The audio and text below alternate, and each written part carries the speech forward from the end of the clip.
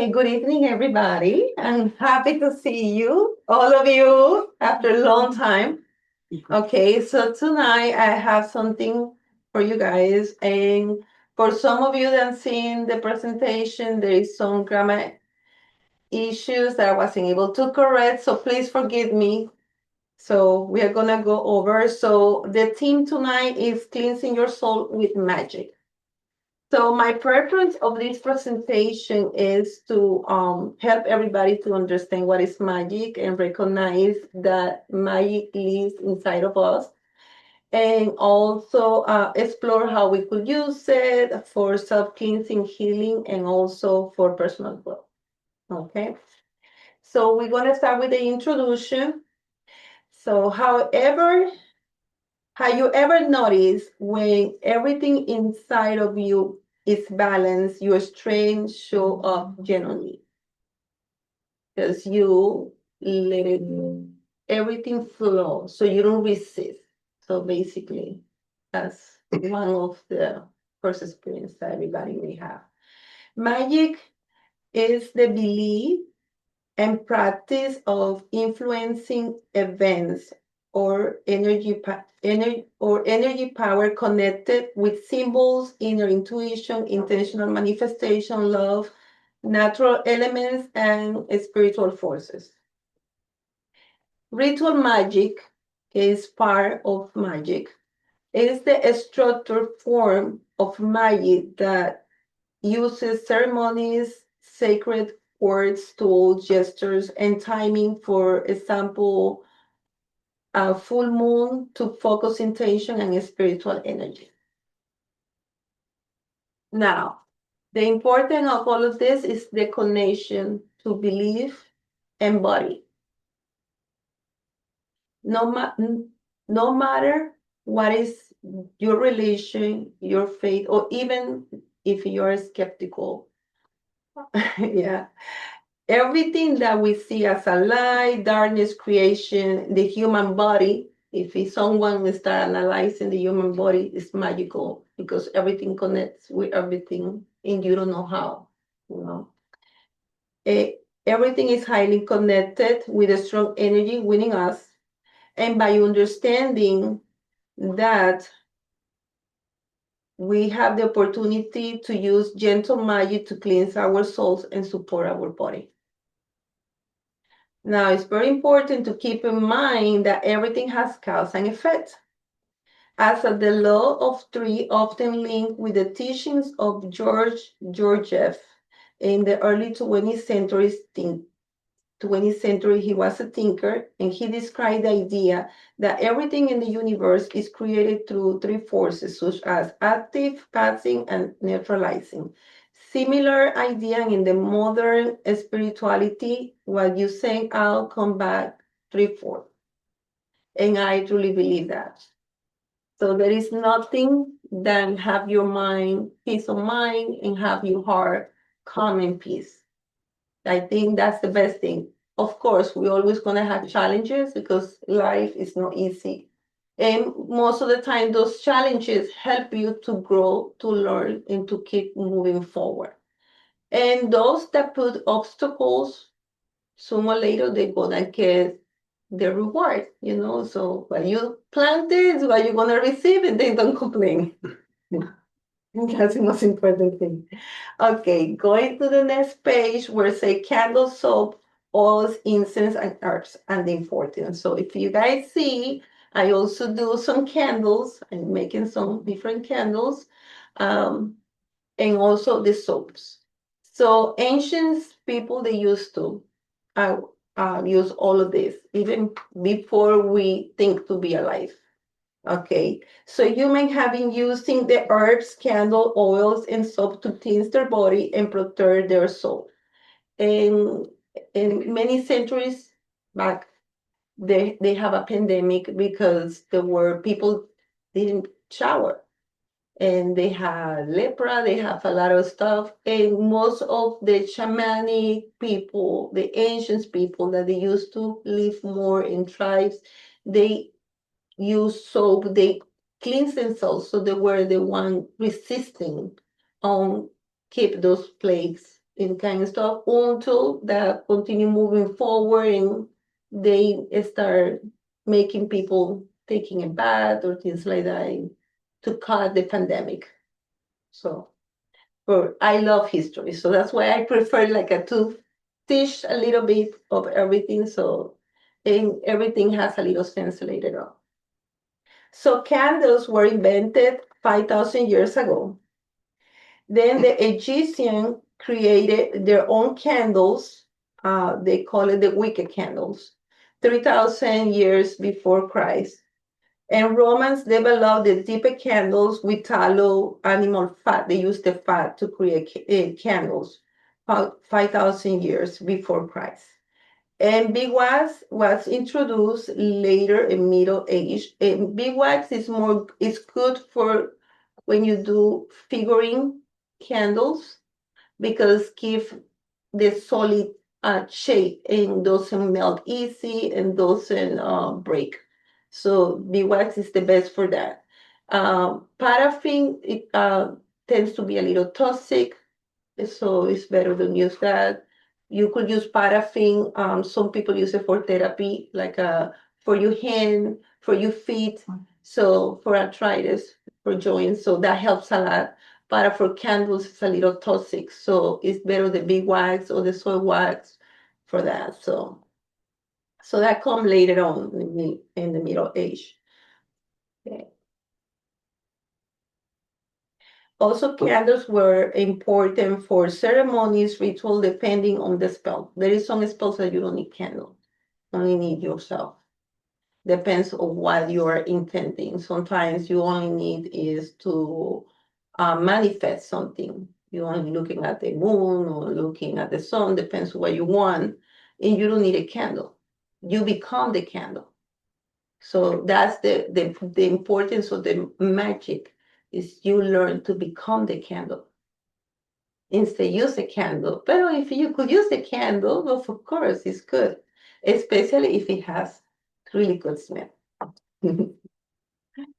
Okay. Various indigenous traditions have used any types of herbs with high saponin compounds that forms soap like foam to cleanse the body and use it as anti-inflammatory properties. Now in these present times, herbs like rosemary, I didn't bring rosemary, root, I have some root. I love the plant. Sometimes a little strong, so root is good. That helps to release negative energy, also energize and help to relax your body and mind. Ancient people use plants, oils for beauty, healing, and spiritual protection as well. Egyptians use like moringa, castor oils, lotus oil for skin and perfumes. In addition, Greece and Rome use olive oil mixed with herbs and flowers. Continue with the Middle East and India. Oils were also used for spiritual medicine rituals. And also, you guys, I put some information if you guys want to learn more with the Encyclopedia of Magical Herbs for further details. Ancient civilizations such as Egypt, India, China, and Greece used incense in temples, healing, meditation, funerals, and spiritual rituals. And the most common incense includes frankincense, sorry, Frankenstein thinking about them. Oh my God, frankincense, myrrh, sandalwood, and others herbs to purify the spaces. Spells work, some spell work, and also to aid during healing sessions. Um, Best book to check is the complete incense oil and brews. So when we're doing a ritual, it's really good to use incense because incense not only represents to purify the environment, also represent the element air. So that helps to work with the elements. Most people think like, oh no, that's crazy, that's the devil. No, if we're gonna take it as the religion way, God created everything. If they take it like that, everything was created. So the air we needed to breathe. So you're using the air, the fire, the water, and the earth is part of the planet. So it's nothing. We're not using anything to hurt no one. We're using things to help us to grow and to move in knowledge and to grow as an individual. And most of the times that help us also to help others to become better person in the on the way. Okay. So if you see, I have some sage here. This is match, but I love the sage, the big one, just to burning and cleanse the area in the house. I do at least one, twice, because when you work anywhere that you go, we are susceptible to absorb everybody else's energy. If you work in a hospital, you absorb more because you're absorbing your coworkers, bad mood, the patient suffering, people dying. So you bring all of that with you, and then you leave it in your home, and then you make your environment chaotic. So the best way is just cleansing. If you don't have sage, any incense is really good to cleanse. Plus taking a bath, of course, before you go bed. So I have some sage here. I have some bay leaves. So this one is a little small. So this one I use it for soap or sometimes to do from candles. And I have some bay leaves here that if you don't have incense, you could bright whatever you want here, and you, as a manifestation, you could burn it and you could pass it around the house. That I love the smell. And then that's really good also to energize. You could use it for food too when you're cooking. So it's really good. And then we have the root. The root is used for good luck, for money, to remove negativity. And I have some basil here too that is good for prosperity also. Okay, I have cinnamon that you could add it to the candle if you want to attract money. I have peppermint. Some people use it for money, but they also you could use it to unblock any congestion that you have. You could use a little menthol, peppermint. If you don't have eucalyptus, you could use it. So that's really good. This is my favorite lemon eucalyptus. Smells so good. Oh my God. So when you are stressed out, you want like, oh, you put a little bit, you smell it. So that helps to open your sense and change a little bit your environment and refocus, reconnect yourself with something different. Okay. And also we have, well, I have these candles. You could find different types of candles. In candles, we could use this one just to clean yourself. You could pass it for your entire body. And then, or you could write your name. If you want to release, just put it from down up. If you want to attract to yourself from up to down, and just let it burn. So that's something simple. I do it at least 2, 3 times a week. I have to cleanse myself because, oh my God, this is crazy. I don't know. Sometimes people, I think, instead they drink water, they drink maybe vinegar or something because it's better. Yeah. So this is always good. So just to do. Okay. So now on the next page, I had the introduction of different methods of energy work. For me, this is something that many people already know, but sometimes people doesn't know the the reality or why it was created or how we find out this, and now we could use it to our benefit, and we could use it like for example Alba, she has also the Reiki certification, so you could heal people closer or through distance. So that's really good. So in these present times, it's this different type of energy work. Sorry, because the letters are very tiny. Okay, and the most common are Reiki as a gentle touch energy work and develop. Oh, okay. energy work, I'm sorry. This was developed in Japan by Mikao Isu in 1922. In the early 20th century, this technique is perfect to reduce stress and promoting healing by channeling the universal life force energy, and that's the meaning of Reiki. Is the universal life force. This method is using non-invasive touch, so no one is gonna do any pervert touch or anything like that. Yeah, I used to keep it clear. And what you do basically is try to connect yourself with the universe and transfer that energy to that person over the body of the area that the person needs to heal, and allow that energy to flow and encourage emotional and physical well-being. During this session, the therapist will use different things, can use symbols, can use crystals. Oh no, it's in this book. Sorry, I bring now. Well, I bring only two, amethyst and the selenite. They could use crystals, they could use frequency sounds, singing bowls, chimes, aromatherapy, tarot, oracle cards, incense and affirmation, color therapy, and sacred geometry, and balance all chakras. Also, shamanic healing is excellent to heal the wound and heal ancestral lineage.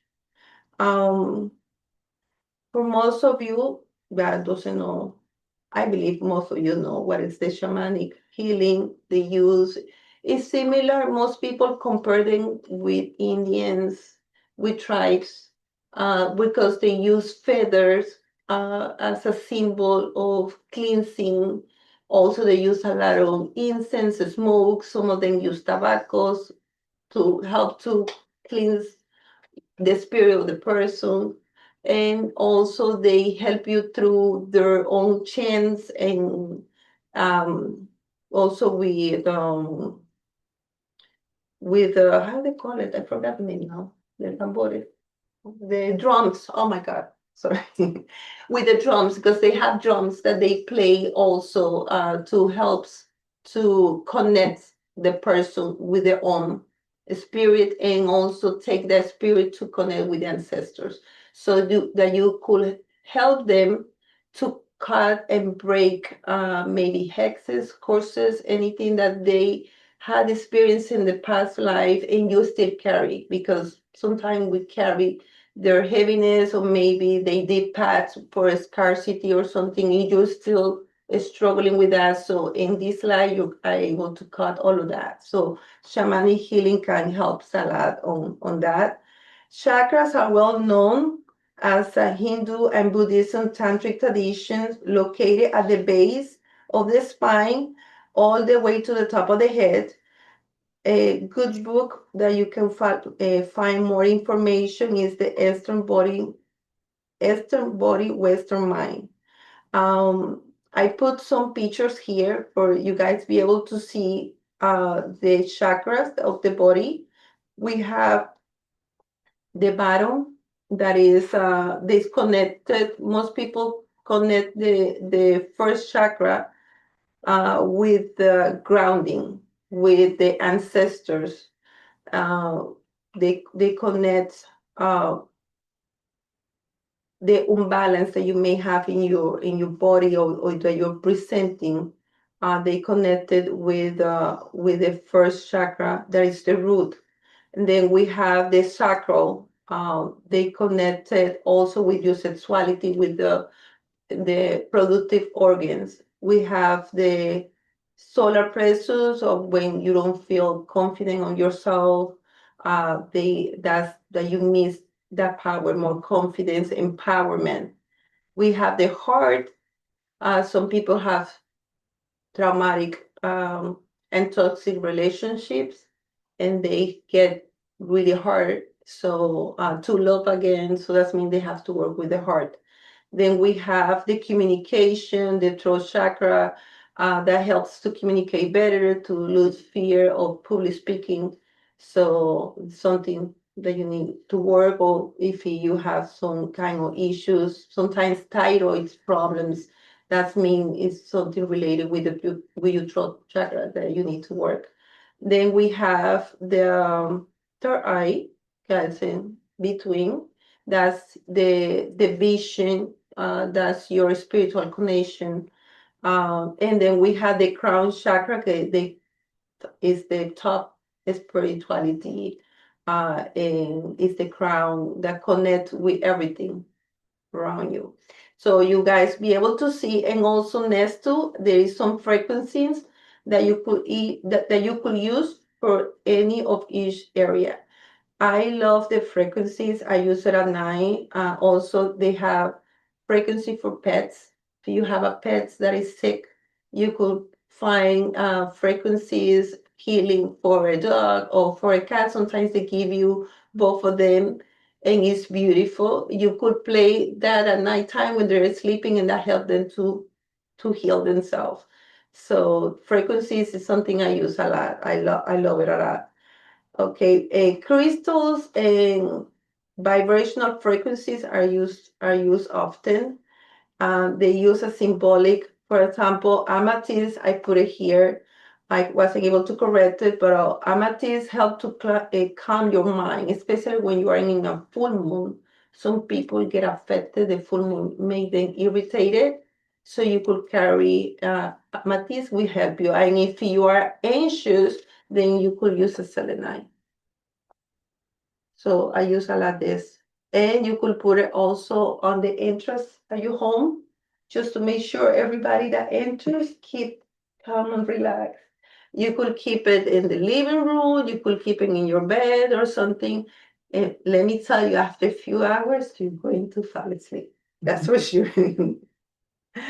Okay, and also um, we have here I write about hypnosis, about hypnotherapies. I was certified of hypnosis. I graduated from HMI like 2 years ago.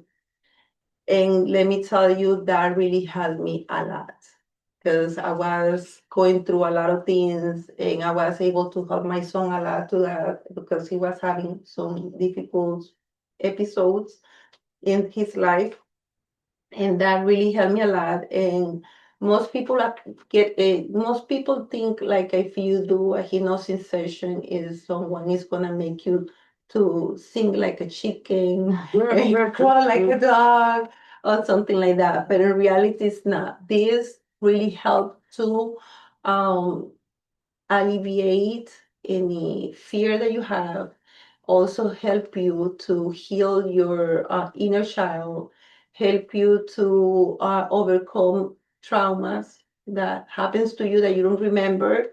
For example, if when you was a little, a dog was almost biting you or bite you, but you don't remember. And then when you grow up, you get close to a dog, and then you get petrified. You don't know why you get like that. And you like animals, it's because something like that. And then with the hypnosis sessions, that help you for you to little by little discover by yourself what happened and be able to dissipate the fear to the point, then you're going to be able to be around the dog, and that is not going to affect it because you want to be in control of that. So basically, in one of the pictures that you guys see on the back, that shows there of the subconscious mind, how that works. Basically, when we burn, we burn with the primitive, with the fight and flight. So that's our first reaction that we have until we reach 8 years old, that we start accumulating, things in our subconscious. And that's when events that happen between 0 to 8 years old are the ones that reflect when you grow up. That's the fears that you don't know why you are afraid to water because something happened at that time. You was maybe drowning and you don't remember why, and now you're petrified to go to the ocean. So things like that. So basically, what we do is you try to um, open a bridge between your critical mind, because the critical mind is very little percentage is like a 12%, and the rest is the subconscious mind. But the critical mind is the one that keep alert. Is the one that say, "Hey, no, where are you going? Why you say? Why she's doing that? Why she's telling me that? What is the purpose of that?" Da, da, da, da, da. So it's not allowing you to really get into the session until you be able to allow yourself to permit yourself when you already overcome the fear that something bad is gonna happen, and then you allow yourself, hey, no, this nothing is happening to me, I'm in control of myself, and you allow to continue with the session, then you are able to go deeper in the session, and then you're turning those negative things that happens to you into positive. So in that way, when you get back in life and you, with the time, be able to expose yourself again to a dog or something, you are not afraid anymore because you know it's nothing that you have to fear, that you are in control. So that's why many people use that. Of course, always is very important to ask to the doctor, because this is not like for you to stop any treatment that you're having or anything like that, because people that have some kind of mental disabilities, having any work session, they may be too overwhelmed, and then instead helping them, maybe it's gonna go to the opposite direction. So always is good to let it know your doctor. And there is some patients that they have a psychiatry or they have a psychology, and they have also additional hypnosis, and going together help, and also help for patients that have cancer, to help them to tolerate more the pain during the chemotherapy session. So it's really good. It's very beneficial, but always it's good to ask to your doctor that you are going to take those. So in case that you are not capable mentally or not ready yet for that, it's really good. Okay. And the almost last page, I put for you guys the moon phases, spells and ritual practice. Why the moon phases? Because I love the moon. I'm more connected with the moon, even though I know the sun is part of each of us, because it's the strength, it's the energy. For me, it's that's the energy. But the moon, uh, based on which phase of the moon is the type of rituals that you could do. And doesn't mean that if you do prosperity and new moon is not gonna work. It's gonna work, but maybe it's not that effective like if you're doing a full moon.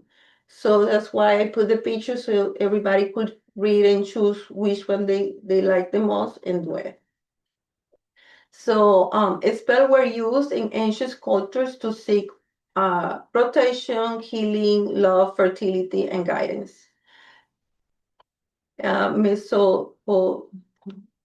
Mesopotamia used clay tables in prayers and magical formulas. This is more like in Egypt, they use spoken words, symbols in the temples when they're doing magic. In addition, Celtic, Greek, and later medieval traditions using herbs, candles, moon phases, and sacred symbols in ritual like pentagram, for example. Okay, good book is going to be The Golden Boat. Okay, the sun and the moon. Rituals carry a strong spiritual energy. The sun symbolizes strength, vitality, success. Purifications, oil, crystals, or water were placed in the sunlight to absorb energy that they could be used for healing or spells. The moon symbolized intuition, dreams, feminine energy, and transformation. The full moon light was often used to chart herbs, water tools, or ritual objects.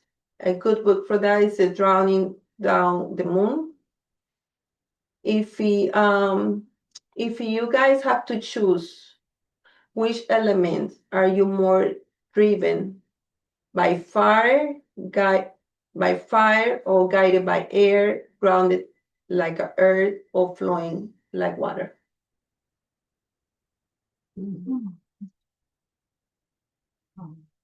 Water, you guys, if you have to choose one, which one is called more your attention? Flow like water. Water, you fire, Burn like fire. and you move Fire. fire, and you move Fire. fire, okay. Well, And let you? me tell you that each element represent a strength that we already carry within us. Earth ground us with stability, growth, and resilience. Water teaches us to flow, adaptability, so that means you're able to adapt yourself faster. And also healing and emotional depth. Fire ignites passion, courage, and transformation. Air inspires clarity, communication, new ideas. When we are balanced, these elements help us to feel centered, empowered, and aligned with purpose. But I choose air. You choose air, okay. So if you choose air, that means that you are very inspired, you have clarity, communication, and a lot of creativity. Okay. Yeah, okay, that's good. I love it. And the bonus, I write a little mini spell. It's a little mini spell. Of course, when I want to do a spell, I do it by myself quickly, and sometimes those quicklies are better than when you do something huge. The most important is starting by cleansing your area with sage or any incense. Call the elements by the correct location, starting by the east. If you don't know, you could download your phone a compass, a free compass, and that's gonna tell you exactly where is each location. So that's gonna give you an idea. So you start with the east, then south, then west, and the north. With respect, you call them and you ask and you let them know why you're calling them. Then after you finish with the ritual performing, you have to make sure to depart them, giving thanks for the reason that you guys call them, and then you start from the north, west, south, east with gratitude and love. This ritual could be simple. You could say, for example, air beneath me, keep me strong if you need that. Water within me, help me to flow. Fire inside me, light my way, and air around me, guide me what I say. And most of the time, if you don't have a candle, you could be the candle. We could use water. We could speak the water. Something that I like a lot, especially when I'm at work and I'm completely stressed out mentally and I feel it. I know that's not my energy. If I have water, I grab the water and I tell water, please remove these energies that doesn't belong to me.